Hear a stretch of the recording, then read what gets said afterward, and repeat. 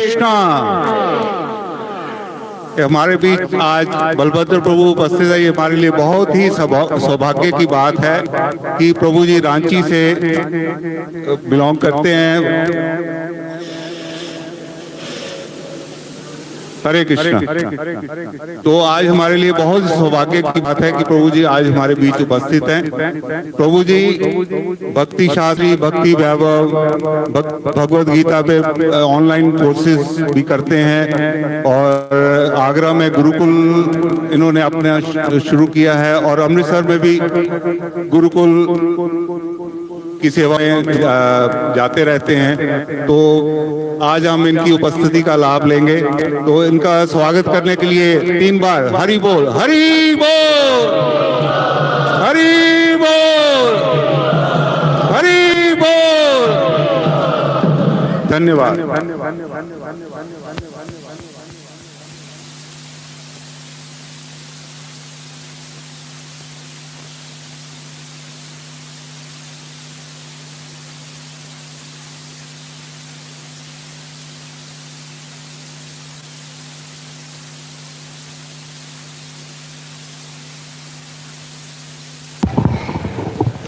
हरे कृष्णा।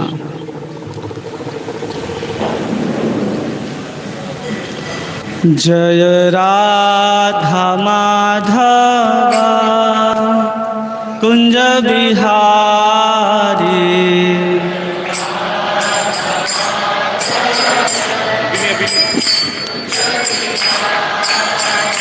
जय राधा माधव कुंज बिहारी,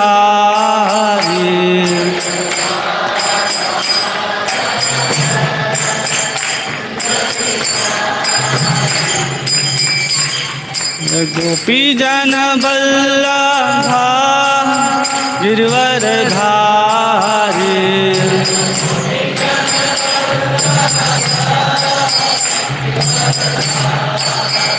जय गोपी जन वल्लभा गिरवर धारी,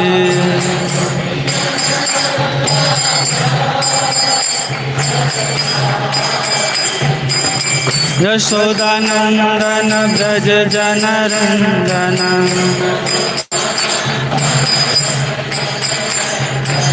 यशोदानंदन ब्रज जनरंजन,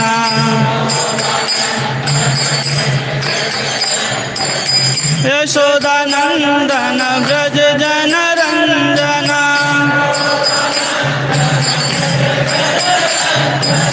यमुना तीरा वनचारी,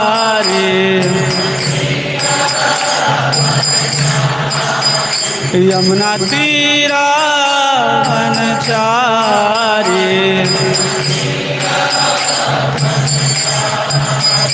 हरे कृष्णा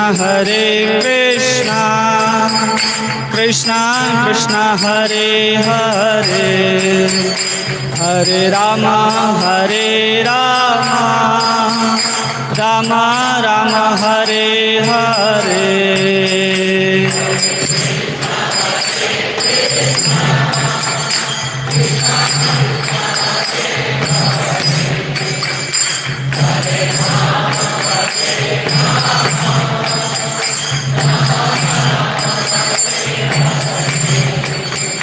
हरे कृष्णा कृष्णा कृष्णा हरे हरे, हरे राम राम राम हरे हरे।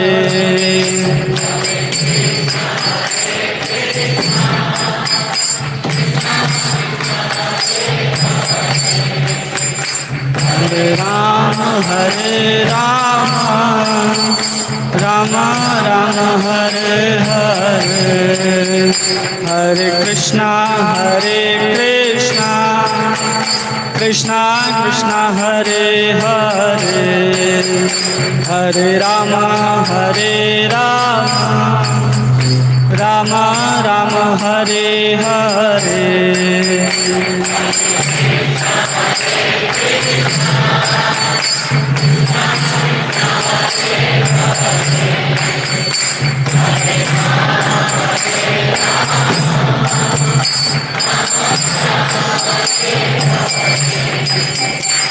हरे कृष्णा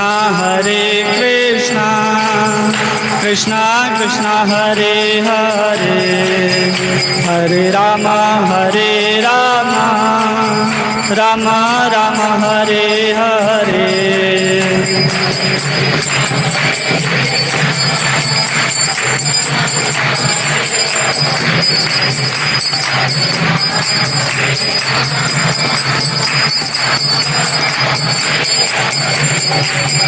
हरे कृष्णा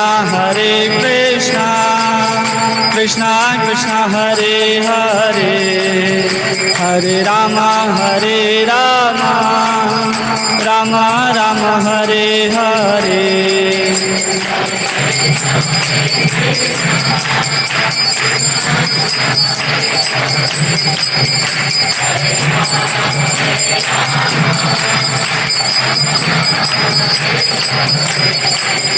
हरे कृष्णा कृष्णा कृष्णा हरे हरे, हरे राम राम राम हरे हरे।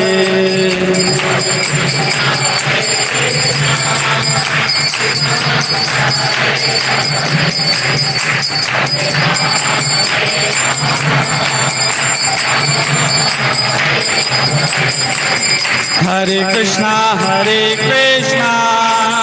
कृष्णा कृष्णा हरे हरे, हरे राम राम राम हरे हरे।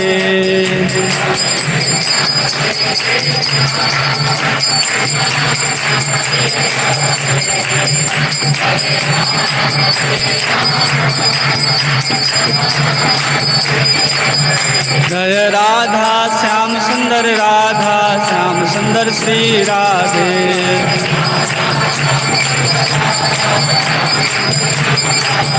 जय गौरानिताय जय गौरानिताय।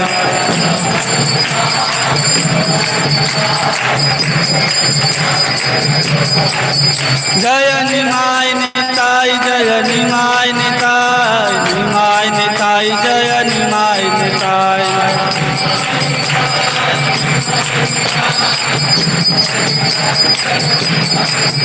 जय जय प्रभुपाद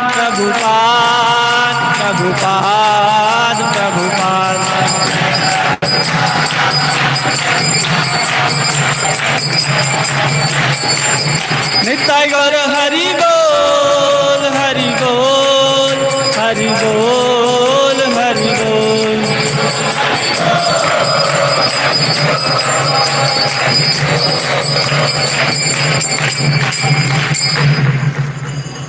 हरिनाम संकीर्तन यज्ञ की श्रील प्रभुपाद की। ओम अज्ञानतिमिरान्धस्य ज्ञानाञ्जनशलाकया चक्षुर्मिलितं येन तस्मै श्रीगुरवे नमः। श्रीचैतन्यमनोभीष्टं स्थापितं येन भूतले स्वयं रूप कदा मह्यं ददाति स्वपदान्तिकं। वन्देऽहं श्रीगुरो श्रीयुतापदकमलं श्रीगुरोर्वैष्णवांश श्रीरूपं साग्रजातं सहगण रघुनाथान्वितं तं सजीवं साद्वैतं सावधूतं परिजनसहितं कृष्णचैतन्यदेवं श्रीराधा कृष्णपादान् सहगण ललिता श्रीविशाखान्वितांश। हे कृष्ण करुणा सिंधु दीनबंधु जगत्पते गोपेश गोपिका कांत राधा कांत नमोस्तुते। नमो महावदन्याय कृष्ण प्रेम प्रदायते कृष्णाय कृष्ण चैतन्य नामने गौरत्वसे नमः। पंचतत्वात्मकं कृष्णं भक्तरूप स्वरूपकं भक्तावतारं भक्ताख्यं नमामि भक्तिशक्तिकं। नमः ओं विष्णुपादाय कृष्णपृष्ठाय भूतले श्रीमते भक्ति वेदांत स्वामिन इति नामिने। नमस्ते सारस्वते देवे गौरवाणी प्रचारिणे निर्विशेष शून्यवादी पाश्चात्य देश तारिणे। जय श्री कृष्ण चैतन्य प्रभु नित्यानंद श्री अद्वैत गदाधर श्रीवासादि गौर भक्तवृंद। हरे कृष्ण कृष्ण कृष्ण हरे हरे, हरे राम राम राम हरे हरे, हरे कृष्ण कृष्ण कृष्ण हरे हरे, हरे राम राम राम हरे हरे, हरे कृष्ण कृष्ण कृष्ण हरे हरे, हरे राम राम राम हरे हरे। गुरुवे गौरचंद्राय राधिकाय तदालय कृष्णाय कृष्ण भक्ताय तद्भक्ताय नमो नमः। हरे कृष्णा। आप सभी वैष्णवों का, सभी भक्तों का आपके ही शहर, आपके ही मंदिर में बहुत बहुत स्वागत है, अभिनंदन है।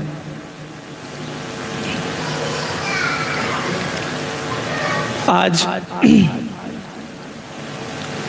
रविवार का दिन है और सभी यहाँ एकत्रित होते हैं भगवान कृष्ण की महिमा, भगवान कृष्ण की उस भक्ति को प्राप्त करने के लिए जो अत्यंत दुर्लभ है। इस मंदिर में, इस प्रांगण में मनुष्य को छोड़ करके दूसरा कोई नहीं प्रवेश करता। ऐसा कोई है यहाँ पर जो मनुष्य नहीं है और प्रवेश कर चुका है? हाथ उठाएगा। कोई नहीं ना? जितने ने भी प्रवेश किया है मंदिर में, सभी ने मनुष्य के शरीर को प्राप्त किया है। इसलिए सबसे बड़ा सौभाग्य की बात है किसी को मनुष्य के शरीर को प्राप्त करना। और मनुष्य के शरीर को प्राप्त करने के बाद जहाँ कहीं भी भगवान कृष्ण के नाम का कीर्तन होता हो, जहाँ भगवान कृष्ण की कथा होती हो, वहाँ पर आना।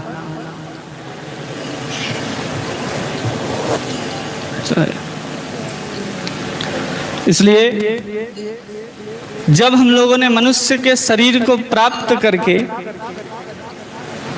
इस सुंदर प्रांगण में आने का सौभाग्य प्राप्त हुआ है, तो उसका सदुपयोग करना चाहिए। अनेक लोग होंगे जो इस मंदिर में प्रत्येक दिन आते हैं और अनेक लोग होंगे जो सप्ताह में सिर्फ एक दिन आते होंगे। सप्ताह में जो एक दिन आते हैं उनके लिए भी सौभाग्य है, और जो प्रत्येक दिन आते हैं उनके लिए भी परम सौभाग्य है। और उससे ज़्यादा सौभाग्य किसका है? जो पहली बार आए हैं। जैसे हम क्या आए हैं? पहली बार। और श्री राधा कृष्णचंद्र जी के सेवा में कुछ कहने का, सेवा करने का अवसर प्राप्त हुआ है। तो गुरु और गौरांग की कृपा से हम जो कुछ भी कहने का प्रयास करेंगे उसको गंभीरता पूर्वक श्रवण कीजिए, जिससे हम सब कहने वाले भी और सुनने वाले भी दोनों भगवान के और करीब जा सके। मंदिर में आने का एकमात्र उद्देश्य होता है कि हम भगवान को समझ पाएं और भगवान के साथ अपने निकटता को अनुभव कर पाएं। अन्यथा मंदिर में आने का कोई लाभ नहीं है। दो ही काम होता है मंदिर का। एक, भगवान के साथ संबंध को स्थापित करने का जो स्थान है वो कहाँ है? मंदिर है। क्यों है? तो नारद जी कहते हैं ना हम वसामी वैकुंठे। भगवान वैकुंठ में भी नहीं रहते। और भगवान ना हम योगी न हृदय न च, मैं किसी योगियों के हृदय में भी नहीं रहता हूँ। फिर भगवान कहाँ रहते हैं? तो भगवान कहते हैं यत्र मत भक्त गायन्ति तत्र तिष्ठामि नारदः। जहाँ मेरे भक्त मेरे नाम का कीर्तन करते हैं, मैं वहीं पर विराजमान रहता हूँ। इसलिए मंदिर वो प्रांगण है जहाँ पर भगवान आपको मिल सकते हैं, और कोई अन्य स्थान नहीं है जहाँ पर हमें भगवान की प्राप्ति हो सकती है। क्योंकि भगवान ने स्वयं कह दिया कि मैं जहाँ हमारे भक्त कीर्तन करते हैं मेरे नामों का, मैं वहीं पर विराजमान रहता हूँ। कोई अगर किसी से प्रेम करता है, प्रेमी प्रेमिका या प्रेमिका प्रेमी से प्रेम करता है, तो मिलने के लिए कहाँ जाते हैं? आजकल कैफ़े बन गए हैं, पार्क बन गए हैं। लेकिन यहाँ पर हम जिससे प्रेम करते हैं वो मंदिर पर विराजमान रहते हैं। इसलिए जो भगवान से प्रेम करता है वही मंदिर आता है। ऐसे भगवान ने तो कह दिया कि 4 प्रकार के भक्त मेरे पास आते हैं, आर्थो, अर्थार्थी, जिज्ञासु और ज्ञानी। लेकिन ये चारों शुद्ध भक्त नहीं होते। चारों किसी ना किसी कामना को लेकर के मंदिर आते हैं। जैसे ध्रुव महाराज, उनको राज्य की कामना थी तो उन्होंने भगवान को प्राप्त कर लिया। बहुत दुखी था गजेंद्र, उसने भी भगवान को प्राप्त कर लिया। बहुत जिज्ञासु थे सौनक आदि ऋषि, उन्होंने भी भगवान को प्राप्त कर लिया। सनक, सनंदन, सनातन और सनत कुमार, ये भी परम ज्ञानी थे, इन्होंने भी भगवान को प्राप्त कर लिया। लेकिन इन चारों के भगवान को प्राप्त करने में और अर्जुन ने जो भगवान को प्राप्त किया उसमें अंतर है या नहीं है? कौन बताएगा क्या अंतर है? इन चारों ने भी भगवान को प्राप्त किया और अर्जुन ने भी भगवान को प्राप्त किया है। कोई नहीं। केवल भगवान को प्राप्त करना और वास्तव में भगवान को प्राप्त करना, दोनों में बहुत अंतर होता है। जैसे कि आप सब आते हैं मंदिर में और भगवान का दर्शन एक सीमित दूरी के साथ करते हैं और एक अंदर पुजारी जो है वो स्वयं उनके साथ सेवा करता है। दोनों में अंतर है या नहीं है? उसी प्रकार गजेंद्र ने जिस प्रकार भगवान को प्राप्त किया, या फिर जिस प्रकार सौनक आदि ऋषि ने भगवान को प्राप्त किया, उसमें और अर्जुन के भगवान के प्राप्ति में बहुत अंतर है। क्या अंतर है? तो वहां सबके पास कोई ना कोई कारण था भगवान के पास जाने का। हम सब भी मंदिर में आए हैं तो किसी ना किसी एक कारण को लेकर के मंदिर में आए हैं। हम सब क्या हैं? या तो हम आरती हैं या तो हम अर्थार्थी हैं। बस 2 ही चीज हैं। या तो हम संसार से दुखी हैं या तो हमें भगवान से कुछ चाहिए। कोई ज्ञानी बनने के लिए नहीं आया और कोई जिज्ञासा लेकर के मंदिर नहीं आया है। जिज्ञासा कब उठ रही है मन में? जब हम अत्यंत दुखी हैं तब हमारे मन के अंदर जिज्ञासाएं उठ रही हैं। जब हमें चाहिए कुछ तो ढूंढते हैं कहाँ मिलेगा, किस देवता की शरण में जाएं, किस मंदिर में जाएं तो हमें उस वस्तु की प्राप्ति होगी। इसलिए हमारा मंदिर में आना और अन्य किसी का मंदिर में आना, दोनों में बहुत अंतर है। ध्रुव महाराज को भी भगवान की प्राप्ति हो गई। कब? जब उनके पिता ने ही उनको अपने गोद से उतार दिया और कहा कि जाओ। कहाँ जाओ? जंगल में। उनकी जो सौतेली माँ थी वो कहती है कि जब तक तुम मेरे गर्भ से जन्म नहीं लेते तब तक तुम अपने पिता में के गोद पर बैठने का अधिकार नहीं रखते हो। अब दोबारा जन्म लेना होगा तो भगवान से प्रार्थना करनी होगी, भगवान को प्रसन्न करना होगा। तब ध्रुव महाराज गए हैं। क्या प्राप्त करना है? पिता का गोद प्राप्त करना है। और भगवान स्वयं प्रकट होकर के अपने गोद में स्थान देते हैं। बस ये एक फायदा है कि हम आरती अर्थार्थी बनकर के भगवान के पास जाते हैं तो हम जो भी जिज्ञासा लेकर के आए हैं, जो भी कामना लेकर के आए हैं, उससे सैकड़ों गुना बड़ी कामना को भगवान पूर्ण करते हैं। छोटा सा राज्य चाहिए था ध्रुव को, कितना बड़ा राज्य मिला, आज भी चमकता है। मिला कि नहीं मिला? इसलिए जो हम कामना लेकर के आते हैं कि हमें गाड़ी हो जाए, बंगला हो जाए, बहुत अच्छी नौकरी हो जाए, फिर बहुत अच्छा विवाह हो जाए, ये तो बहुत छोटी सी कामना है। भगवान के पास आने के बाद छोटी भी कामना जो है बहुत बड़े स्वरूप होकर के हमें प्राप्त होती है। इसलिए भी लोग भगवान के पास आना चाहते हैं। और दूसरा कौन है? आरती, मतलब गजेंद्र, जो अत्यंत दुखी था, आर्त भाव से भगवान को पुकार रहा है कि अब ग्राह्य हमें पकड़ करके खींच लेगा पानी के अंदर। कितना बड़ा वो बलवान हाथी था। भागवत के 8वें स्कंद में वर्णन आता है कि 1000 वर्ष तक हाथी और उस मगर के बीच में युद्ध चलता रहा। वो हाथी कौन है? हम और आप ही वो हाथी हैं जो हमेशा भूतकाल में रहते हैं। वही हाथी, हम लोग कहते हैं ना कि वो मेरी गर्लफ्रेंड थी, तो कहाँ चला गया?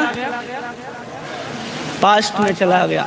जो हमेशा भूतकाल में रहता है वही हाथी है। जो वहां संघर्ष चल रहा था वही संघर्ष यहाँ चलता है। वहां भी जब अंतिम काल आता है उस गजेंद्र का, तो सब क्या करते हैं, उसके जितने भी नातेदार हैं, रिश्तेदार हैं, सब छोड़ छोड़ करके उसको चले जाते हैं। और यहाँ जब भी हमारा अंतिम समय आता है तो सब हमें छोड़ करके चले जाते हैं। मित्र हैं, परिजन हैं, वो शमशान तक जाएंगे, जो पत्नी है वो दरवाजे तक रह जाएगी, और जो शरीर है वो चिता पर जाएगा, और जो हमारे पुण्य है वही अगले जन्म तक जाता है। इसलिए यहाँ भी सब कुछ हमें छोड़ करके जाना है। वो बात उस हाथी को भी पता थी कि हमको सब कुछ अब छोड़ना है, लेकिन उस अंतिम काल में भी उसने भगवान का स्मरण किया है। अंत काल में अगर कोई भगवान का स्मरण कर लेता है तो कहते हैं कि उसको भगवान का भाव प्राप्त हो जाता है। भगवत गीता में हम लोग पढ़ा है ना, अंत काले च मामेव स्मरण मुक्त्वा कलेवरम तम तमेवेति कौन्तेय सदा तद। वो मेरे भाव को प्राप्त होता है, लेकिन भगवान ऐसा नहीं कह रहे कि मुझे ही प्राप्त होता है। हम लोगों ने अब तक तो यही पढ़ा ना कि जो अंत काल में भगवान का स्मरण करते हुए अपने देह का त्याग करता है वो भगवान को प्राप्त होता है। भगवान कह रहे हो मेरे भाव को प्राप्त होता है। अर्थात भगवान के पास 6 प्रकार के भाव होते हैं। कितने प्रकार के? 6 प्रकार के भाव, जिनको कभी भूख नहीं लगती, कभी प्यास नहीं लगती, वो कभी बुढ़ापे को प्राप्त नहीं होते, कभी उनका जन्म नहीं होता, और कभी वो मृत्यु को प्राप्त नहीं होते, और हमेशा एक जैसा बने रहते हैं। ये भगवान का भाव है। तो अंत काल में भगवान को प्राप्त करने के लिए भगवत गीता क्या कहती है? भक्त्या माम अभिजानाति यावन् चास्मि तत्वतः ततो माम तत्वतो ज्ञत्वा विशदे तदंतरम। कि केवल भक्ति के माध्यम से ही मुझ भगवान को जाना जा सकता है और मेरे धाम में प्रवेश प्राप्त कर सकता है। इसलिए अंत काल में अगर भक्ति नहीं है तो हम भगवान का स्मरण नहीं कर सकते। पहली चीज क्या है भगवान को स्मरण करने के लिए? कि हमारे हृदय में भगवान के प्रति भक्ति होनी चाहिए। और वो भक्ति क्या है? क्या गजेंद्र की तरह भगवान को पुकार लेना भक्ति है, या ध्रुव महाराज की तरह भगवान को पुकार लेना भक्ति है? क्योंकि हमने अभी भी कहा कि 4 प्रकार के जो भक्त हैं वो शुद्ध भक्त नहीं हैं। तो शुद्धता के बाद प्राप्त होने वाले भगवान और अशुद्धता के बाद प्राप्त होने वाले भगवान में यही अंतर है। वो शुद्ध भगवान को कैसे प्राप्त करते हैं, उनका क्या स्वरूप है, उसको भी हम लोग समझेंगे। पहले इस स्वरूप को हम लोग समझ लेते हैं। तो यहाँ पर वो हाथी जब पुकार रहा है भगवान को, तो क्या भगवान को भगवान के लिए पुकार रहा है या अपने लिए पुकार रहा है? अपने प्राणों की रक्षा के लिए पुकार रहा है। तो अगर हम अपने निजी स्वार्थ लेकर के भगवान को याद करते हैं कि अंत काल में हमारी गति हो जाए, हमारा कल्याण हो जाए, तो जो कल्याण वास्तव में चैतन्य महाप्रभु लेकर के आए हैं वो कल्याण हमें प्राप्त होने वाला नहीं है। चैतन्य महाप्रभु जो कल्याण लेकर के आए हैं वो क्या है? अनर्पित चिरात, क्या है? उन्नत उज्जवल रसम। कि उस उन्नत उज्जवल रस को लेकर के आए हैं, वो गति प्राप्त कभी भी नहीं हो सकती। इसलिए उस भक्ति को प्राप्त करने के लिए इन 4 को समझना परम आवश्यक है।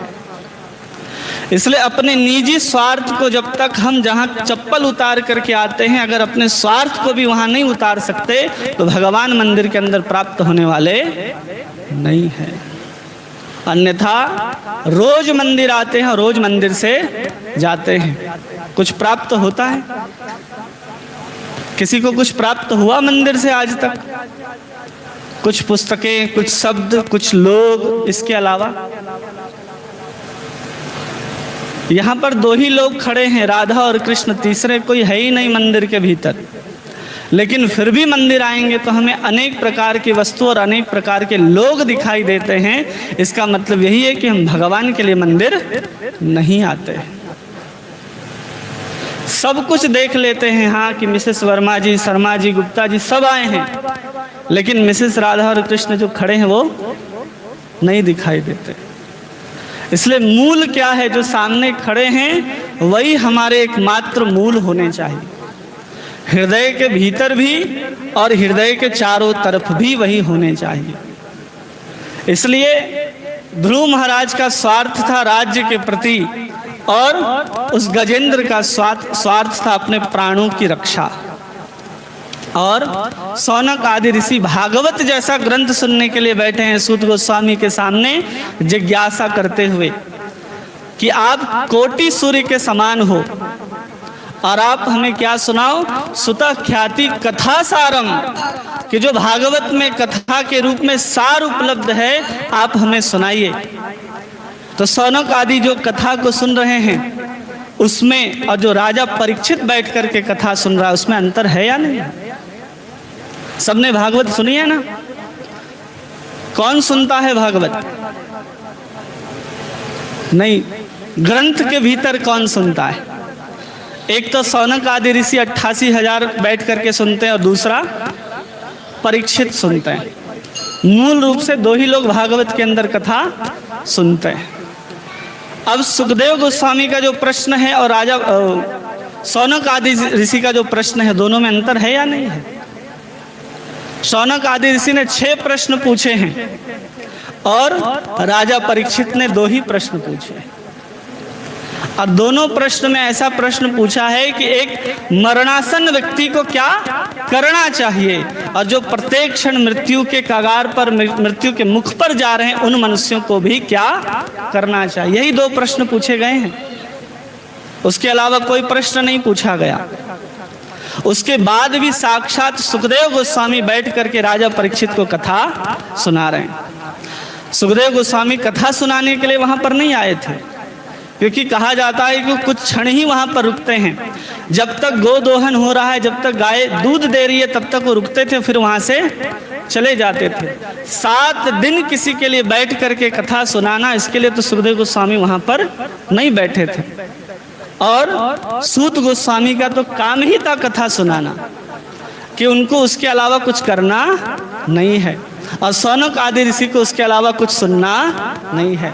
तो शौनक आदि ऋषि ने भागवत पुराण सुनने के पहले अन्य 17 पुराणों को सुना है, और राजा परीक्षित ने अन्य 17 पुराणों को न सुन करके सीधा कृष्ण की कथा को सुना है। तो इसलिए दोनों के गति में अंतर होगा कि नहीं होगा? होगा ना। सुनने में भी भेद है, भक्ति में भी भेद है। एक ही इष्ट की अगर हम पूजा करते हैं, दोनों तो भागवत सुने ना। शौनक आदि ऋषि भी भागवत सुने और राजा परीक्षित भी बैठ करके भागवत ही सुनते हैं, फिर भी दोनों के परम गति में, परिणाम में अलग अलग अंतर आ जाता है। मध्वाचार्य जी अपने महाभारत तात्पर्य में लिखते हैं कि जब अंबालिका को जब गति प्राप्त हो रही थी, तो जो गति अंबा को प्राप्त होती है वो अंबालिका को प्राप्त नहीं होती। दोनों ने वही वेद व्यास को भगवान नारायण के स्वरूप में पूजा था। दोनों ने क्या किया था? वेद व्यास को भगवान नारायण के रूप में पूजा की थी दोनों ने, कि दोनों कौन हैं? हमारे नारायण हैं। और वेद व्यास जी के द्वारा ही तो बाकी पांडवों का जो वंश, कौरवों का वंश पढ़ते हैं वो आया था। अब ये याद कीजिए कि जब वेद व्यास जी जब गर्भस्थ कर रहे थे तो किसने अपने आंख को बंद किया था? किसने बंद किया था? विदुर जी की माता जी ने। विदुर जी की माता जी ने नहीं, धृतराष्ट्र की माता जी ने बंद किया था। तो वहां पर उसकी क्या हो गई? वो विश्वास की कमी हो गई, जिसके कारण जो गति प्राप्त होना था वो प्राप्त धृतराष्ट्र की माता को नहीं होता है और विदुर की माता को हो जाता है। इसलिए एक ही विग्रह हो, एक ही ग्रंथ हो, एक ही नाम हो, उसके बाद भी सबकी गति अलग अलग होगी। वही मंत्र है जो हम लोग दिन रात जपते हैं, हरे कृष्ण कृष्ण कृष्ण हरे हरे, हरे राम राम राम हरे हरे। मंत्र भी है सबका। यही मंत्र चैतन्य महाप्रभु जपते थे तो उनके आंखों से फव्वारे की तरह आंसू निकलते थे। वही चैतन्य महाप्रभु जब चक्र तीर्थ में जाकर के चैतन्य महाप्रभु जगन्नाथ के ऊपर लगे हुए उस चक्र का दर्शन करते थे तो वहीं पर मूर्छित होकर के गिर जाया करते थे। आज हम उसी समुद्र को, उसी नाम को, उसी चक्र को देखते हैं, लेकिन हृदय में किसी प्रकार का कोई विकार नहीं होता है। कारण क्या है? हमारे हृदय में कलमस्ता जो है, गंदगी जो है वो भरी हुई है, जिसके कारण वो विकार, वो आनंद, हम भगवान के ऊपर जो विश्वास करना चाहिए उसमें कमी रह जाती है। उस कमी को और दूर करने के लिए, उस विश्वास को पुष्ट करने के लिए ही हमें प्रत्येक दिन मंदिर आना चाहिए और भगवान की कथा सुननी चाहिए। जब तक कृष्ण की कथा नहीं सुनते तब तक कृष्ण पर विश्वास नहीं होता है। एक उदाहरण सुन लीजिए कि दो संत थे, दोनों आपस में झगड़ा कर लेते हैं कि जो भगवान ने वेद, गीता, रामायण में जो कुछ भी कहा है वो 100% सत्य है। क्या हुआ झगड़ा? कि जो भी भगवान ने कहा है वो 100% सत्य है। अब इसको प्रमाणित करना था कि कैसे सत्य है। तो एक तो कहता है कि हमें पूरा विश्वास है कि जो भगवान ने कहा है वो पूरा सत्य है, लेकिन दूसरा मानने के लिए तैयार नहीं था। तो उसने कहा कि चलो हम एक पर्वत के ऊपर चढ़ करके छलांग लगा देंगे, जिससे प्रमाणित हो जाएगा अगर हमें कुछ भी नहीं हुआ तो भगवान ने जो भी गीता, वेद, रामायण, महाभारत में जो कुछ कहा है और किया है वो सब 100% सत्य है। तो जिसको विश्वास दिलाना था वो एक पर्वत के ऊपर चढ़ता है और चढ़ने के बाद पर्वत से कूदते समय वो कहता है कि यदि सब सत्य है जो भगवान ने कहा है वेदों में तो मुझे कुछ भी हानि नहीं होनी चाहिए। और जैसे ही नीचे गिरता है बेचारे के दोनों हाथ और दोनों पैर टूट जाते हैं। अब वो भगवान से जा करके जगन्नाथ जी से शिकायत करता है कि हमने तो कहा था कि अगर ये सब सत्य है तो हमें कोई भी हानि नहीं होनी चाहिए। आज मैंने दोनों हाथ और दोनों पैर तोड़ करके बैठा हूँ, क्या कारण है? तो भगवान जगन्नाथ जी कहते हैं कि तुमने सब कुछ सही कहा, लेकिन तुमने एक शब्द गलत कह दिया, यदि। जो शब्द लगा दिया यदि सत्य हो, तो यदि के चक्कर में तुम्हारा दोनों पैर और दोनों हाथ टूट गया है। इसलिए जब हम सत्य की बात कर रहे हैं, कृष्ण के नाम की बात कर रहे हैं, तो ये पूर्ण विश्वास होना चाहिए कि हम जिसके सामने खड़े हैं वो प्रतिमा नहीं, साक्षात ब्रजेंद्र नंदन। चैतन्य चैतामृत में महाप्रभु कहते हैं कि वो प्रतिमा नहीं है, साक्षात ब्रजेंद्र नंदन है। इस विश्वास के साथ जब हम मंदिर आकर के दर्शन करते हैं तब उसके परिणाम में भिन्नता आएगी। अन्यथा अन्य लोग दर्शन कर रहे और आप भी दर्शन कर रहे, वो एक ही है। पाषाण की मूर्ति पाषाण ही लगेगी।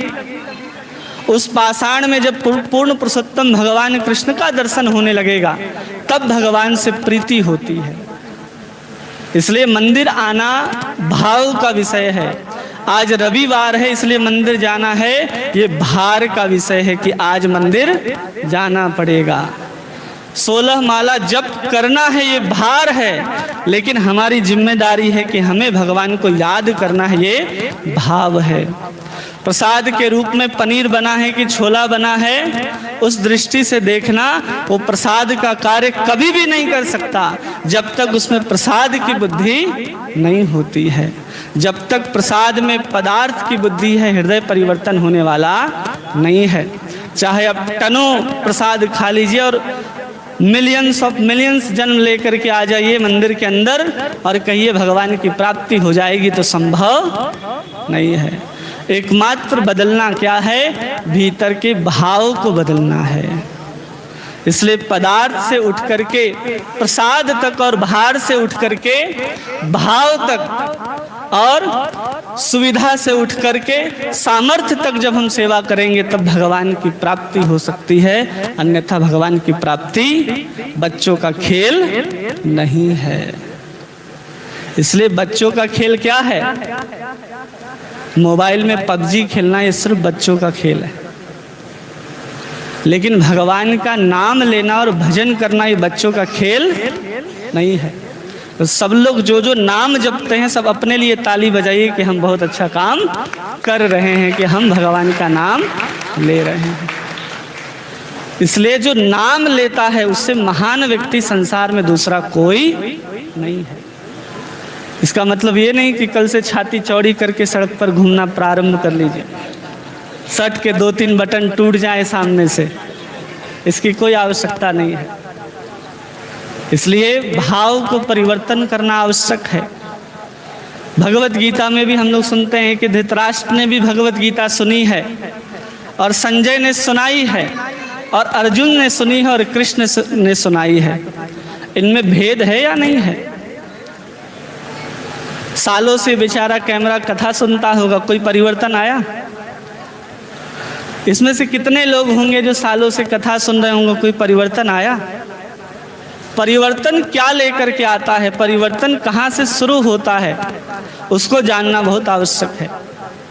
तो उसके लिए चैतन्य महाप्रभु कहते हैं, जो सबको याद होगा, चेतो दर्पण मार्जनम भव महादावाग्नि निर्वापणम श्रेय कैरव चंद्रिका वितरणम विद्यावधू जीवनम आनंदाम्बुधिवर्धनम प्रतिपदम पूर्णामृतास्वादनम सर्वात्म सनपनम परम विजयते श्री कृष्ण संकीर्तनम। क्या है शुरुआत? श्री कृष्ण संकीर्तनम।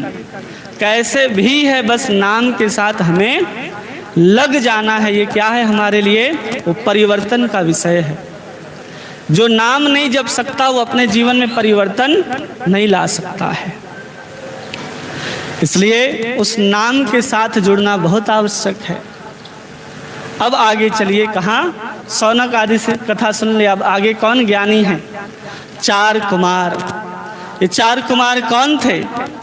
जो ब्रह्म ज्ञानी थे, केवल ब्रह्म का विचार करते थे कि चारों तरफ सनातन ब्रह्म ही ब्रह्म व्याप्त है, हमारे में आपके में हर वस्तु में ब्रह्म व्याप्त है। उसी ब्रह्म में नित्य रमण करने वाले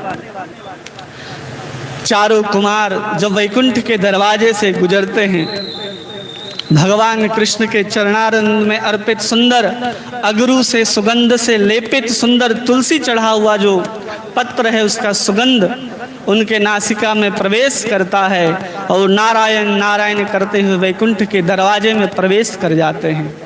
जो कभी निराकार के अलावा किसी साकार को देखते भी नहीं थे, उनके अंदर क्या हुआ? केवल एक तुलसी पत्र के सुगंध मात्र से उनको भगवान की प्राप्ति हो गई। और प्रत्येक दिन सुबह और शाम भगवान पे अर्पित सुंदर पुष्प हमें नासिका पे प्रदान किया जाता है, लेकिन परिवर्तन उनके हृदय में परिवर्तन आ रहा है, हमारे हृदय में परिवर्तन नहीं आ रहा है। क्यों? हम शास्त्र में लिखे गए परिणाम को तो चाहते हैं, लेकिन शास्त्र में लिखे गए विधि का पालन नहीं करते। सबको शास्त्र में लिखे गए बड़े बड़े वस्तु की प्राप्ति करनी है, लेकिन शास्त्र में लिखे गए विधि का पालन किसी को नहीं करना है। तो जो शास्त्र कहता है उस विधि से अगर हम भगवान के अगरू का, भगवान के सुंदर निर्माल्य को धारण करते हैं तो परिवर्तन हमारे हृदय में भी आएगा। जब इसी निर्माल्य को सुंदर अपने माला को उठा करके भगवान कृष्ण ने उद्धव को पहनाया है, इसको पहनाया, कृष्ण और उद्धव देखने में एक जैसे लगते थे, कोई अंतर नहीं था दोनों में। मथुरा में पहना करके भेजते हैं, जाओ ब्रिजवासियों को जा करके शिक्षा दे करके आना। वहाँ पर जैसे ही वृंदावन की सीमा के अंदर प्रवेश करते हैं तो वहाँ जितने भी ब्रजवासी खेल रहे होते हैं, गाय सुंदर घास को चर रही होती है, तितलियाँ अलग अलग फूलों पर बैठी होती है, गोपियाँ दरवाजे के ओट पर जा करके खड़ी रहती हैं, और दूर से देखते हैं कि देखो कृष्ण जैसा दिखने वाला कोई व्यक्ति हमारे तरफ आ रहा है। मधुमंगल दौड़ करके कुछ दूर तक जाता है देखने के लिए और फिर वापस आ जाता है। उनके सखा पूछते हैं कि क्या बात है, तुम कुछ दूर जाकर के वापस क्यों आ गए? तो मधुमंगल बताते हैं कि अगर वो कृष्ण होता तो अब तक रथ से उतर गया होता। ये कृष्ण नहीं है, केवल कृष्ण का रूप लेकर के हमारे पास आया है। उसी प्रकार हम भगवान के निर्माल्य को सिर्फ धारण कर लें तो हम कृष्ण नहीं हो सकते। उसके लिए जो देखने वाले जो भक्तगण हैं उसकी दृष्टि भी बदलनी चाहिए। हम अपने नज़र में भक्त हो जाएं कोई बहुत बड़ी बात नहीं है, हम भगवान के नज़र में भक्त होते हैं वही बहुत बड़ी बात है।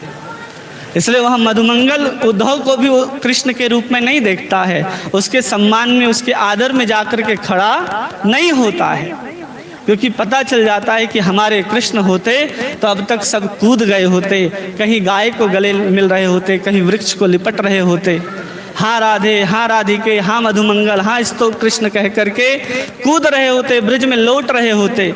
ये तो सम्मान पूर्वक रथ के ऊपर चढ़ करके आ रहा है। तो उस निर्माल्य को प्राप्त करने के बाद भी उस उद्धव के अंदर परिवर्तन नहीं आया। वो परिवर्तन कहाँ से आया?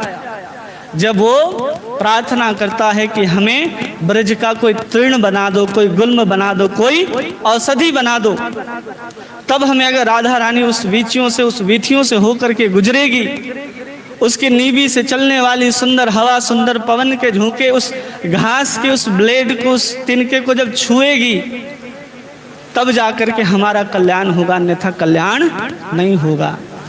इसलिए कथा सिर्फ लोगों के हृदय के अंदर परिवर्तन नहीं लाती, वास्तविक शिक्षा को लेकर के आती है कि हमें वास्तव में भक्ति कैसे करनी चाहिए। शुद्ध भक्त बनने के लिए हमें भक्त का अनुगामी होना चाहिए, तो ही हम शुद्ध भक्ति को प्राप्त कर सकते हैं। इन चारों ने किसी शुद्ध भक्त का अनुगामी नहीं बने, इसलिए शुद्ध भक्त नहीं है। उद्धव शुद्ध भक्त क्यों बन गया? क्योंकि इसने गोपियों के चरण को पकड़ लिया। इसलिए उद्धव को आज हम लोग परम भक्त के रूप में जानते हैं। जब कालिया को भगवान मार रहे थे तो कालिया ने ऐसा कौन सा बहुत अच्छा काम कर दिया था? ब्रजवासियों को कष्ट ही दे रहा था। उसके बाद भी उसके जीवन में इतना बड़ा सौभाग्य कि भगवान कृष्ण के चरण कमल, जिसको ब्रह्मा, नारद, भगवान शंकर स्वयं ध्यान लगाने के लिए परेशान रहते कि एक झलक प्राप्त हो जाए, वो किसके ऊपर बरस रहे हैं? कालिया के ऊपर बरस रहे हैं। और उसको ये सौभाग्य कैसे प्राप्त हुआ है?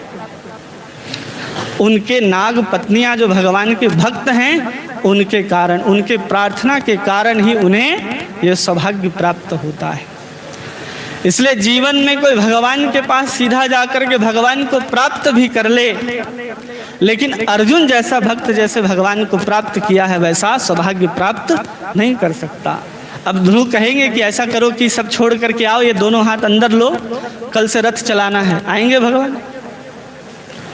और वहाँ पर अर्जुन और दुर्योधन दोनों भगवान के पास जाते हैं। एक नारायणी सेना के लिए जाता है और दूसरा भगवान के लिए जाता है। तो वहाँ पर स्वार्थ किसका कम है? अर्जुन का शून्य है कि भगवान से, भगवान के अतिरिक्त कुछ भी नहीं मांगता है।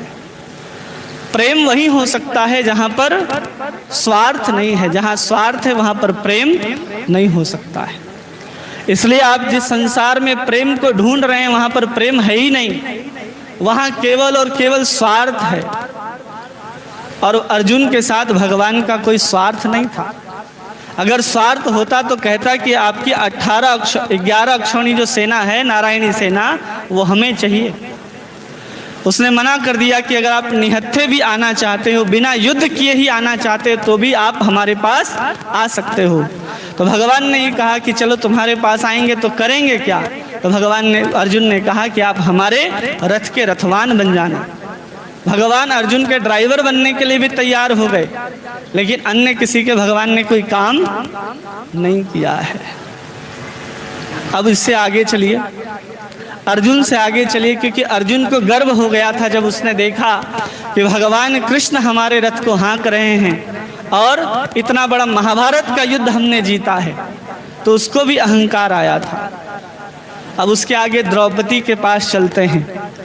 अर्जुन से आगे कहाँ जा सकते हैं हम? द्रौपदी के पास। उस द्रौपदी के पास किसी प्रकार का कोई स्वार्थ नहीं था। भगवान आकर के उसकी रक्षा करे तो भी ठीक, ना करे तो भी ठीक। हम लोग शुद्ध भक्ति की परिभाषा में पढ़ते हैं ना, अन्य अभिलाषिता शून्यम ज्ञान कर्माद्यानावृतम आनुकूल्येन कृष्णानुशीलनम स्वभक्तिरुत्तमा, कि अन्य अभिलाषिता शून्य होना चाहिए, अभिलाषा शून्य नहीं होना चाहिए। दोनों में अंतर है। हम लोग तुलसी आरती में गाते हैं ना, मोरे अभिलाष विलास कुंज दियो वास। क्यों विलास कुंज चाहते हैं? नयने हेरिबो सदा युगल रूप राशि। तो वो अभिलाष में समस्या नहीं है। जो अभिलाष वहाँ पर किसके लिए किया गया, जहाँ उस द्रौपदी देख रही थी चारों तरफ कि जिसके धनुष के टंकार से इंद्र का सिंहासन हिल जाता है, जिसकी भाला के फेंक से आसमान के सातों के सातों जो परत हैं वो छिद्र हो जाते हैं, ऐसे युधिष्ठिर और ऐसे अर्जुन भी सामने बैठे हैं, जिसकी गदा चलने से अनेकों पहाड़ चकनाचूर हो जाते हैं, वो भीम भी सामने बैठ करके हमारी रक्षा नहीं कर सकता। तो रक्षा कौन कर सकता है? एकमात्र कृष्ण ही कर सकते हैं। ये जान करके अगर कोई कृष्ण को पुकारता है तो अभिलाषिता नहीं है, वो क्या है? अभिलाषा। इसमें कोई दोष नहीं लगता है। केवल कृष्ण से आशा अगर हम रखें तो दोष नहीं आएगा। अब इसी के साथ एक सीढ़ी और आगे चढ़ते हैं, तब हम लोग को जहाँ पहुँचना है वहाँ पहुँच सकते हैं। तो कहा जाता है ना, कामात गोप्यः भयाद कंसः। श्लोक याद है किसी को? कि काम के परवश होकर के गोपियों ने कृष्ण से प्रेम किया और भय के कारण कंस कृष्ण को याद करता था। अब यहाँ पर जो काम है, जो इच्छा है, वो कृष्ण से है या किसी और संसारी व्यक्ति के लिए है? केवल कृष्ण के लिए है और कृष्ण से है, अपने लिए भी वो काम नहीं है। इसलिए जब राधा रानी और मीरा की जब तुलना की जाती है और पूछा जाता है कि बताओ कि मीरा के कृष्ण के प्राप्ति में और राधा के कृष्ण के प्राप्ति में क्या अंतर है, तो मीरा ने क्या कह दिया कि जाके सिर मोर मुकुट मेरो पति सोई, कि जिसके सर में मोर और मुकुट है वही हमारे पति हैं। तो कृष्ण को कृष्ण नहीं रहने दिया, उसको पति बना लिया, और राधा रानी ने कृष्ण को कृष्ण रहने दिया। इसलिए राधा रानी का प्रेम जो है, राधा रानी को जो प्राप्त कृष्ण है, उसमें बहुत अंतर है। वही हमारा क्या है? चरम लक्ष्य है, जहाँ तक हम सबको पहुँचना है। अब इन प्रेम को समझने का प्रयास कीजिए कि काम के परवश होकर के कृष्ण के सुंदर मनोहर स्वरूप के ऊपर गोपियां मोहित क्यों हुई थी? कृष्ण को प्रसन्न करने के लिए मोहित हुई थी, ना कि अपनी प्रसन्नता के लिए मोहित हुई थी। मथुरा में जब भगवान कृष्ण जाते हैं तो मथुरा में जाने के बाद वहाँ पर एक कौन मिलती है? कुब्जा मिलती है भगवान को। कुब्जा ने भी भगवान को प्रसन्न किया। भगवान के सुंदर मस्तक पर उसने चंदन का लेप किया और वहाँ पर उसने भी कृष्ण को प्राप्त कर लिया। उस रति को कहते हैं साधारण रति, कि वो प्रेम क्या है? साधारण रति है, केवल कि हम कृष्ण ही हमारी वांछाओं को पूर्ण करें, और बाकी सब जगह सांसारिक वासनाएं थी, कृष्ण की वांछाएं नहीं थी। कृष्ण को सुख प्रदान करने की किसी प्रकार की इच्छा नहीं थी। जो ब्रज के 16,000 द्वारिका के 16,108 महिषी गण हैं, उसकी जो रति है, उसकी जो प्रेम है, उसको कहते हैं सामंजस्य रति, कि भगवान को कृष्ण को भी प्रसन्न करना चाहती हैं और स्वयं भी प्रसन्न होना चाहती हैं कृष्ण से, क्योंकि वो पति के रूप में कृष्ण को चुनती हैं। और सबसे ऊपर सबसे श्रेष्ठ जिसको सामर्थ्य रति कहते हैं, वो सिर्फ ब्रज के अंदर ही देखा जाता है, जहाँ केवल कृष्ण की प्रसन्नता ही मूल रहती है, उसके अलावा और कुछ भी नहीं होता। अपनी प्रसन्नता हम जहाँ पर देखेंगे वहाँ पर हम कृष्ण को पूर्ण रूप से प्राप्त नहीं कर सकते। अगर वही होता तो ब्रज के जितने भी लोग हैं वो जब चाहते कृष्ण को उसके घर से बुला लेते थे, जब चाहे तब नंद बाबा कहते थे मेरे पादुका को उठा करके लाओ, अपने सर के ऊपर भगवान कृष्ण लेकर के आते थे। गोपियाँ कहती थी कि अभी तुम्हें माखन खिलाया जाएगा, तुम नाच करके दिखाओ, भगवान कृष्ण ठुमक ठुमक करके नाचते थे। और वही कह दें ब्रज के जितने भी अन्य ब्रज के बाहर जितने भी संत हैं कि तुम नाच करके दिखाओ, रुक्मणी सत्यभामा मित्रवृंदा कह दे कि एक बार नाच करके दिखाओ तब द्वारिका में महल के अंदर प्रवेश मिलेगा। ये सामर्थ्य नहीं है। वो सामर्थ्य वो पूर्ण रूप से कृष्ण को प्राप्त करना किसके लिए सामर्थ्यता प्राप्त हुई? केवल ब्रज गोपियों को और ब्रजवासियों को ही प्राप्त हुई है। अब ब्रजवासियों के अंदर भी देखेंगे तो सबसे कम किसको प्राप्त है? तो वन चारण लीला को देखिए, जहाँ भगवान कृष्ण वन के अंदर प्रवेश करते हैं तो बलराम जी और कृष्ण दोनों आपस में बात करते हैं और कहते हैं कि बलराम जी को कह रहे हैं भगवान कृष्ण कि आपके आने की प्रसन्नता में जितने भी वन के जो फूल हैं, पुष्प हैं, वो सब अपने आप को गिरा करके आपके स्वागत में खड़े हैं। मतलब वहाँ प्रतीक्षा में खड़ा रहना होता है वृक्ष को भी कि कृष्ण आएंगे तो दर्शन प्राप्त होगा। उससे ऊपर अगर बढ़े शांत रस से ऊपर दास्य रस में रक्तक है, पत्रक हैं, चित्रक हैं, ये सब भगवान के उठने की प्रतीक्षा करते हैं कि अब भगवान अपने सुंदर दूध के समान फेन जैसा सफ़ेद दिखने वाले अपने सोने के पर्यंक से जाग करके उठते हैं, अपने आँख को मलते हुए जब बाहर आते हैं, चौखट को पकड़ करके लड़खड़ाते हुए जब आगे बढ़ते हैं तो उसको संभालने के लिए रक्तक और पक्तक खड़े होंगे। उसके लिए उनको दरवाजे पर खड़ा रहना होता है। उसके भी आगे चलेंगे तो कौन आते हैं उनके मित्र, अनेक प्रकार के गायों को लेकर के, कहीं सुरभि खड़ी है, कहीं पद्मा खड़ी है, कहीं सुगंधा खड़ी है। उन सब के गायों के गर्दन में बंजने वाले घंटे के आवाज नाद से भगवान अंगड़ाई ले रहे हैं और उनके ग्वाल बाल जा करके माता यशोदा से कहते हैं कि कृष्ण अभी तक जागा कि नहीं जागा? तो माता यशोदा कहती है कि अभी तक तो नहीं जागा।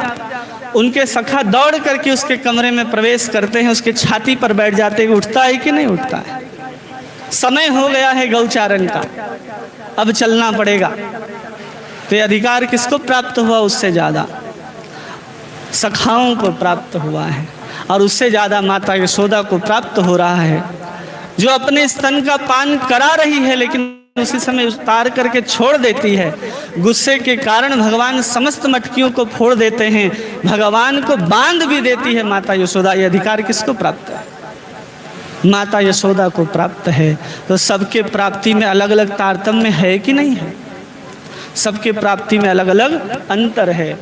लेकिन माता यशोदा ने जो दूध को वहाँ पर बचाने के लिए गई है, उसमें जीव गोस्वामी अपने तत्व संदर्भ में बताते हैं कि अगर माता यशोदा दूध को बचाने नहीं जाती तो आज हम जैसे जो भक्त हैं, जो भगवान कृष्ण को प्राप्त करना चाहते हैं, वो प्राप्त नहीं कर सकते थे।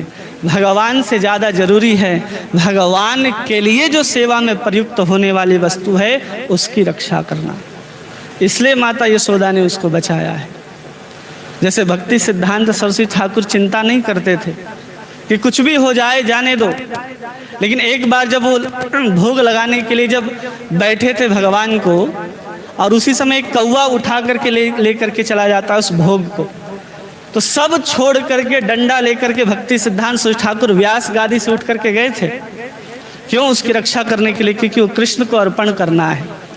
उसी प्रकार भगवान से ज़्यादा महत्वपूर्ण क्या है? जो भगवान की सेवा में लगे हैं। तब आता है गोपियों का नंबर। जहाँ गोपियाँ ऐसे कोई भी ब्रज के भक्त नहीं रहे जिसकी सेवा ब्रज की गोपियों ने नहीं की है।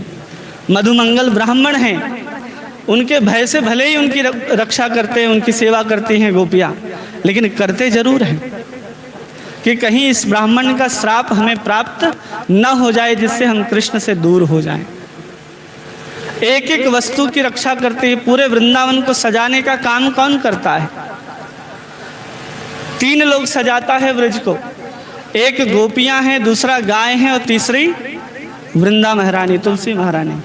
इन तीनों के अलावा ब्रज को सजाने वाला कोई नहीं है। और सबसे सुंदर कौन सजाती है? सबसे सुंदर सजाती हैं गोपियां। गाय उसमें सहयोग देती हैं कि जो आप ब्रज के रज को देखते हैं ना, वो रज नहीं है, वो साधारण। जब भगवान कृष्ण गौचारण के लिए निकलते हैं तो भगवान कृष्ण के पीछे चलते हुए जो गाय हैं वो विचार करते हैं कि कृष्ण आगे चल रहे हैं और हम पीछे चल रहे हैं। कृष्ण के चरणों पर अगर एक भी तिनका चुभ गया तो हम उनको देख करके सह नहीं पाएंगे। सभी दौड़ करके कृष्ण के आगे चलती हैं और अपने पैर के टाप से सभी जो बड़े बड़े पत्थर होते हैं चूर करके उसको सुंदर ब्रज के रूप में परिणित कर देते हैं। ये गायों का भी वहाँ पर भाव है। तो सोचिए, जो वहाँ पर पुष्प, वहाँ के रज, वहाँ की नदियाँ, वहाँ के साधारण से साधारण लोग भगवान से इतना प्रेम करते हैं, तो जो जीवित लोग होंगे, हम और आप जैसे जो चेतना को लेकर के ब्रज में रहते होंगे, वो कृष्ण से कितना प्रेम करते होंगे, इसकी कोई सीमा नहीं है। जब कालिया को मारने के लिए भगवान कृष्ण उसके अंदर प्रवेश करते हैं, माता यशोदा मूर्छित होकर के गिर जाती हैं। सभी मित्र जन वहाँ पर खड़े हैं कि अब कृष्ण बाहर आएगा, अब कृष्ण बाहर आएगा। गोपियाँ इस दृश्य को देख ही नहीं पाती हैं कि कृष्ण उस कालिया दह में प्रवेश कर चुका है। क्यों? क्योंकि वो प्रेम है भगवान के प्रति। और हम तुरंत कह देंगे चलो भगवान का ऑल्टर बंद करो, पंखा बंद करो, भगवान को गर्मी लग रहा हो, ठंडा लग रहा हो, इससे कोई मतलब नहीं है। तुरंत वहाँ पर बुद्धि किसकी आ जाती है? भगवान की बुद्धि आ जाती है। भगवान के भगवत्ता की बुद्धि को जब हम तक उनके प्रेम के अपने माधुर्य से जब तक नीचे नहीं करेंगे, कृष्ण यथा रूप में प्राप्त होने वाले नहीं हैं। श्री श्री राधा कृष्णचंद्र भगवान की जय। इसलिए जो भगवान की भगवत्ता है वो क्या है? हम सब ने परिभाषा पढ़ा है कि भगवान के पास कितने ऐश्वर्य हैं? 6 ऐश्वर्य हैं, है ना? लेकिन जो ब्रज के भगवान है उसके पास 6 ऐश्वर्य नहीं है, 6 माधुर्य हैं। एक होली खेलना जानते हैं भगवान, दूसरा चोरी करना जानते हैं भगवान, एक रास करना जानते हैं भगवान, दूसरा विलास करना जानते हैं भगवान, एक हास्य करना जानते हैं भगवान, दूसरा परिहास करना जानते हैं। ये 6 रस वाले भगवान ही वास्तव में हमारे कौन हैं? आराध्य हैं। जो संपूर्ण ज्ञान से, संपूर्ण वैराग्य से, संपूर्ण श्री से, संपूर्ण त्याग से, बल से और सौंदर्य से युक्त हैं, वो भगवान हमारे आराध्य नहीं हैं। आराध्यो भगवान ब्रजेश तनय। ये हमारे आराध्य कौन है? चैतन्य महाप्रभु बताते हैं ब्रजेश तनय। जो ब्रजेश हैं उसके जो तनय हैं, नंद बाबा के जो सुत हैं, वही एकमात्र हमारे आराध्य हैं, उसके अलावा कोई आराध्य नहीं है।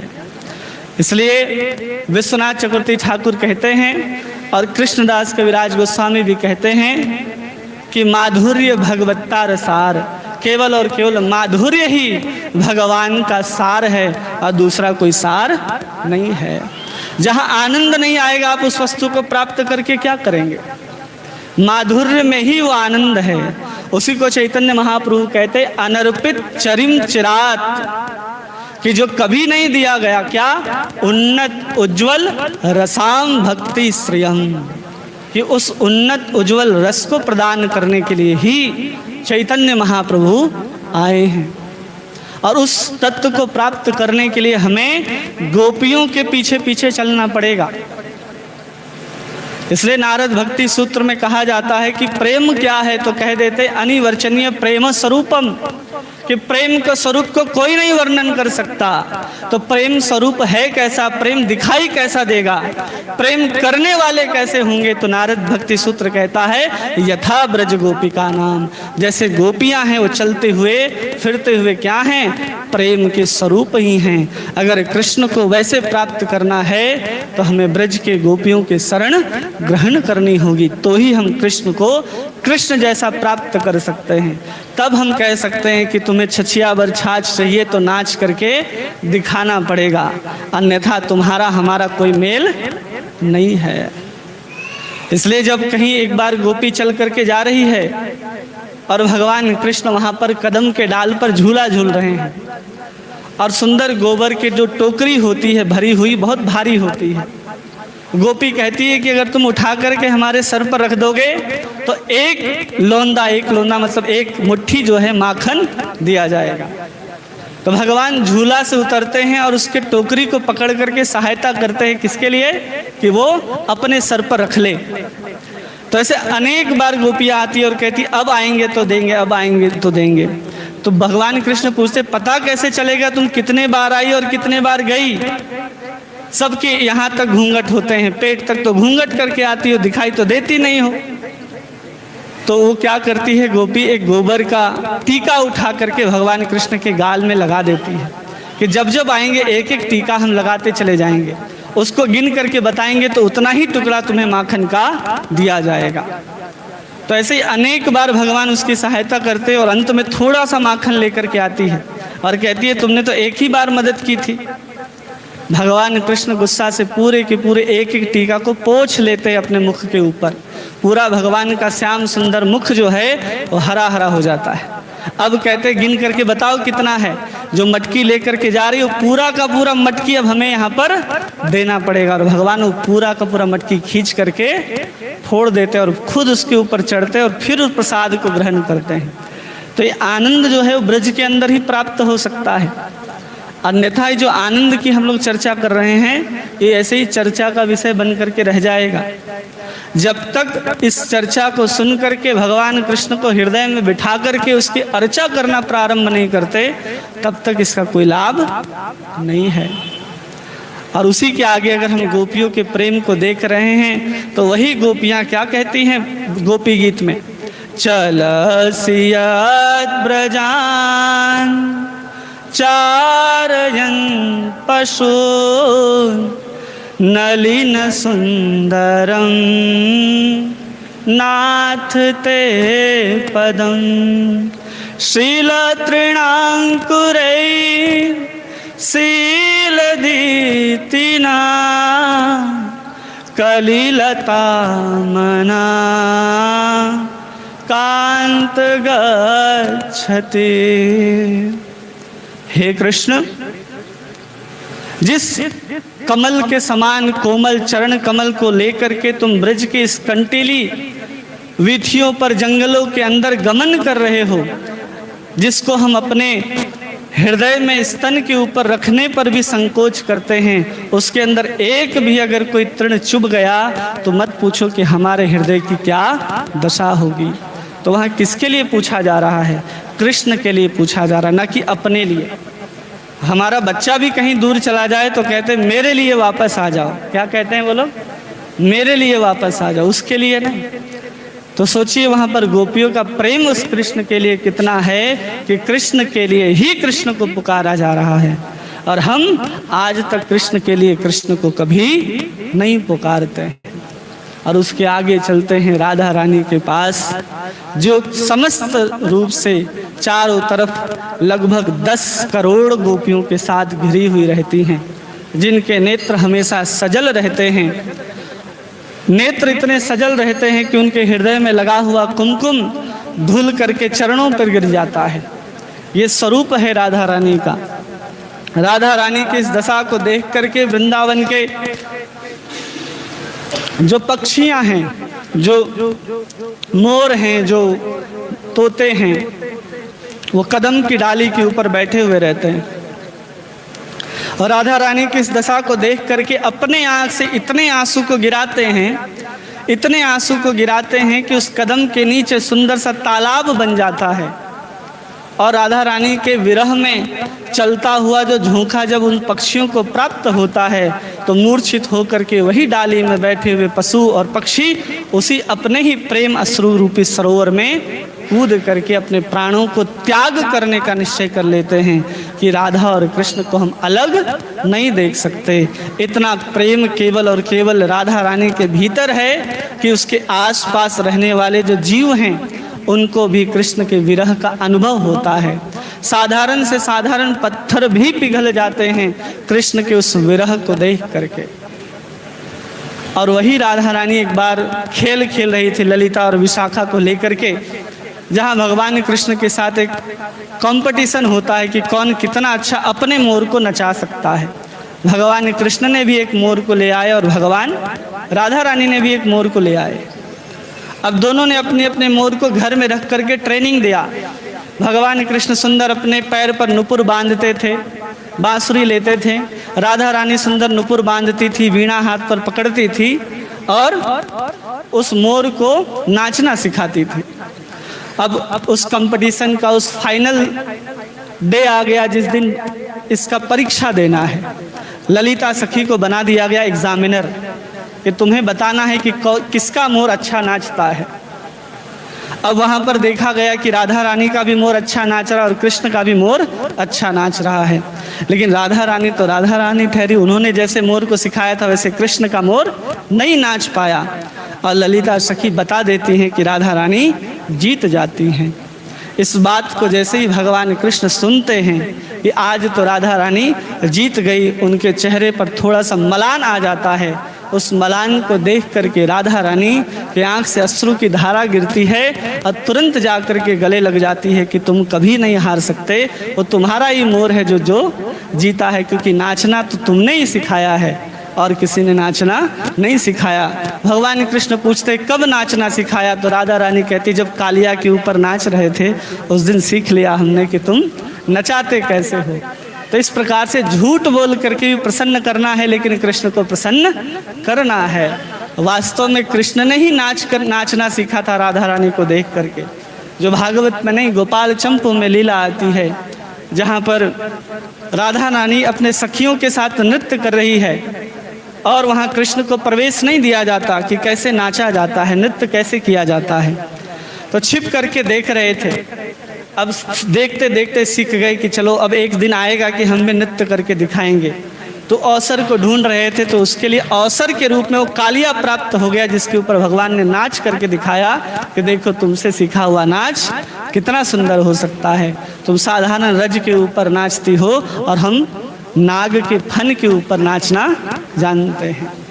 तो इस प्रकार भगवान और राधा और कृष्ण का प्रेम है। और वो ब्रज भी कोई साधारण नहीं है जहाँ पर प्रेम होता है। पहली बात तो हमने कहा कि किसी भक्त के अनुगत रहने से प्रेम प्राप्त होता है। दूसरा, ब्रजवास करने से प्रेम प्राप्त होता है। वो ब्रज का रज नहीं है, जो रज को हम रज समझते हैं वो रज नहीं है, उसको रज रानी कहा जाता है। आप लोगों ने 5 प्रकार की बांसुरी का नाम सुना होगा कि भगवान 5 प्रकार की बांसुरी को बजाते हैं। तो भगवान कृष्ण एक 8 छिद्र वाले बांसुरी को जब बजाते हैं और वन में घूमते हुए यमुना के किनारे जब राधा रानी अपने कुंज से निकल करके आती है और 4 छिद्रों को राधा रानी और 4 छिद्रों को भगवान कृष्ण अपने हाथ से बजाते हैं। एक पैर से कृष्ण चल रहे हैं, एक पैर से राधा रानी चल रही हैं। दोनों के कमर आपस में घिसते हैं और घिस घिस करके जो निकलता है वही ब्रजरज के रूप में व्याप्त है पूरे वृंदावन के अंदर। इसलिए उसके अलावा ब्रजरज को किसी और दृष्टि से देखना हमारे लिए कृष्ण प्रेम को जागृत नहीं कर सकता है। और वही एक संग में हो करके जब यमुना के सुंदर पुलीन में देखते हैं कि हम दोनों तो एक ही जैसे दिखाई दे रहे हैं, हम में और तुम में तो कोई भेद नहीं है, वो एक दूसरे में ऐसे खो जाते हैं। उसी समय यमुना में एक सुंदर सा हंस का जोड़ा आ जाता है और हंस के जोड़ा आने के कारण वो यमुना का जल हिल जाता है, जिसमें राधा और कृष्ण दोनों अदृश्य हो जाते हैं। वही अदृश्य हुए, एक हुए राधा और कृष्ण नदिया में चैतन्य महाप्रभु के रूप में प्रकट होते हैं, जिनके कृपा से वो प्रेम हम सबको प्राप्त होता है। इसलिए उस प्रेम स्वरूप को प्राप्त करना है तो चैतन्य महाप्रभु के आश्रय को ग्रहण करना पड़ेगा। चैतन्य महाप्रभु ने क्या दिया है? एक नाम दिया है और उसी नाम के अंदर अपनी समझ शक्ति को भर दिया है। इसमें प्रेम भी उस नाम के भीतर भरा हुआ है। जैसे दूध के अंदर दही भी है और अंतिम क्या है? दूध से बनने वाली वस्तु घी भी है। तो अगर कोई मेहनत नहीं करेगा तो दूध से दही प्राप्त हो जाएगा, कोई समस्या नहीं है। घी और माखन प्राप्त करने के लिए मेहनत करना पड़ता है। उसी प्रकार नाम में प्रेम भी व्याप्त है और नाम में समस्त कामनाओं को पूर्ण करने की शक्ति भी व्याप्त है। उसी हरे कृष्ण महामंत्र को जितना हम मथेंगे, अपने जीभ में डाल करके अपने मन और बुद्धि को एक दूसरे के साथ खड़े करके तब अब हमारे हृदय में क्या उत्पन्न होगा? वो प्रेम उत्पन्न होगा और दूसरी कोई वस्तु नाम से उत्पन्न होने वाली नहीं है।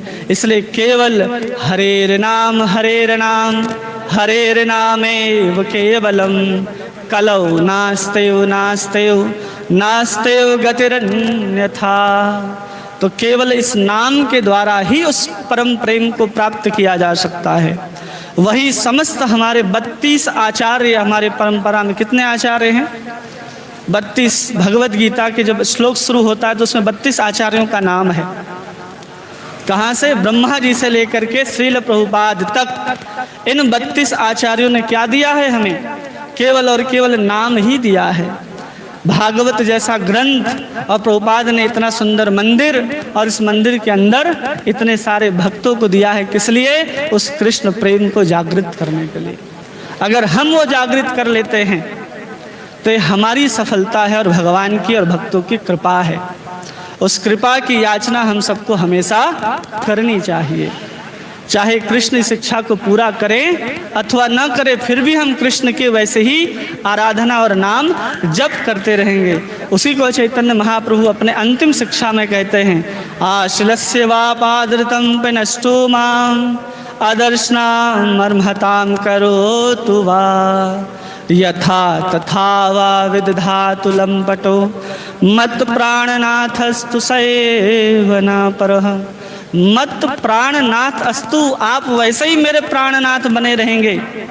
आप मुझे दर्शन दें अथवा दर्शन न दें, हमारे प्राणनाथ वैसे ही बने रहेंगे। जैसे प्रणय गीत के अंदर गोपियों को भगवान कृष्ण कहते हैं कि तुम अपने बच्चों को, पति को, सबको छोड़ करके आधी रात में कहाँ विचरण कर रही हो? अगर वृंदावन का सुंदर दर्शन करने आई हो तो अब दर्शन हो गया, नहीं हुआ तो मैं करा देता हूँ। देखो यमुना से उठती हुई सुंदर बयार इस सुंदर पुष्प को, इस मल्लिका के वृक्ष को, इस सुंदर केतकी के वृक्ष को कैसे झुला रही है। उससे उड़ते हुए सुंदर सुगंध को तुम अपने नासिका से ग्रहण करो। सुंदर दुर्वा की कोमल घास के ऊपर अपने चरणों को स्पर्श करो। सुंदर रेत को देखो, जैसे राधा और कृष्ण ही यहाँ पर व्याप्त हैं। अब दर्शन हो गया, तुम लोग अपने अपने घर जाओ। वो गोपियाँ कहती हैं, अगर तुम परब्रह्म भी हो तो भी हम तुम्हारे बात को मानने वाले नहीं हैं, क्योंकि हम अपने समस्त वस्तु को त्याग करके एकमात्र आपके पास आए हैं। आप कोई पर पुरुष नहीं हो, आप हमारे लिए परम पुरुष हो। इसलिए परम पुरुष के पास आना कोई अपराध नहीं है। तो कृष्ण के लिए कृष्ण की बात को भी अस्वीकार कर देना, इतना सामर्थ्य होना चाहिए। तब समझना चाहिए कि हम अभी कुछ प्रेम को प्राप्त कर चुके हैं। इसलिए जो नियम है, जितने भी आप पूजा पाठ करते हैं, सब में क्या है? नियम है। जो स्वयं नियम में बंधा वो आपको कभी नहीं मुक्त कर सकता। इस चीज को नोट करके रख लीजिए। इसलिए भगवान ने कह दिया, नामनामकारी बहुधा निज सर्वक्ति न नियमित न स्मरण न काल। इसमें कोई नियम नहीं है। इसलिए नाम ही हमें मुक्त कर सकता है और कोई विधि मुक्त नहीं कर सकती है। इसलिए नाम को ही ग्रहण करना है, तब जाकर के हम मुक्त हो सकते हैं। हरे कृष्णा कृष्णा कृष्णा हरे हरे, हरे राम राम राम हरे हरे। हरे कृष्णा। आप सभी भक्तों का बहुत बहुत धन्यवाद।